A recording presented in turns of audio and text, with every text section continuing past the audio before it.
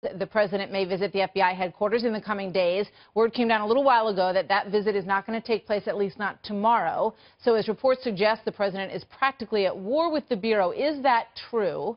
And what does that mean for the relationship going forward? For that answer, we turn to Ron Hosko, former assistant director for the FBI. Ron, welcome back to the program. Good to have you again tonight. Good to be with you. Is that true? Do you see this as a president at war with the FBI?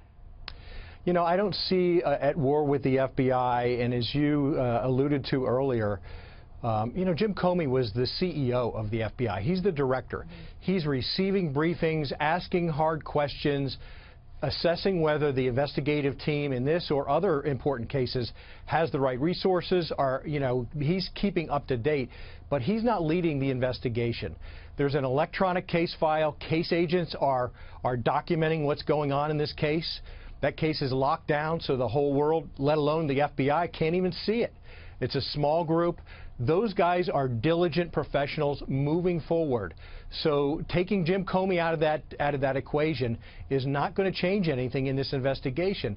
But one thing I can assure you is if those agents see obstacles deliberately placed in front of them, slowdowns, they're going to need prosecutive support at some point in these important investigations. And I guarantee you, those agents will not be silent if that comes to be.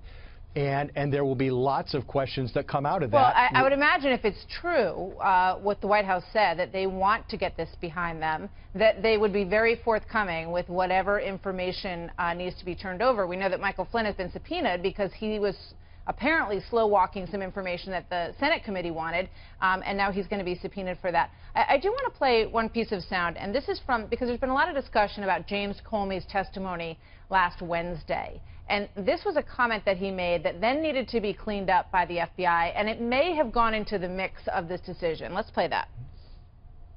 They found thousands of new emails. They found classified information on Anthony Weiner. Somehow, her emails are being forwarded to Anthony Weiner, including classified information by her assistant, Huma Abedin. So that number, thousands, had to be walked back, and it was a bit embarrassing for the FBI. And my question to you is, you know, would there be any other reason for James Comey to put that way, other than to say, there was so much coming at me, I had no choice but to reopen this investigation, and in essence trying to sort of fix his own reputation on that matter? And if that is the case and it wasn't credible, it wasn't true, that's problematic, is it not? Well, you know, as to his testimony last week, we're talking about one comment in, what, 3+ hours of testimony that was supposed to be an oversight hearing and touch on pretty much anything that the FBI does.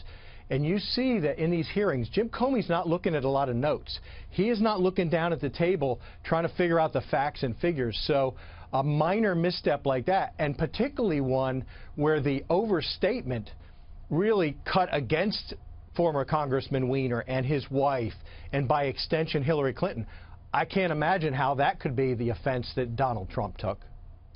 No, my point is that it made James Comey, it gave him a reason for reopening the investigation because it was so egregious. There were these thousands of emails. How could we not reopen? And so because it wasn't exactly accurate, my point is that he was using that particular example, you know, to make himself look better, like he had a reason to reopen. Just quickly, no, sir. Martha, I think he did explain it in the hearing, because when they initially got the large volume of emails, they looked at the metadata, and that is not content, right? That's the to from information, yeah. And they looked at that large volume and said, this is a problem.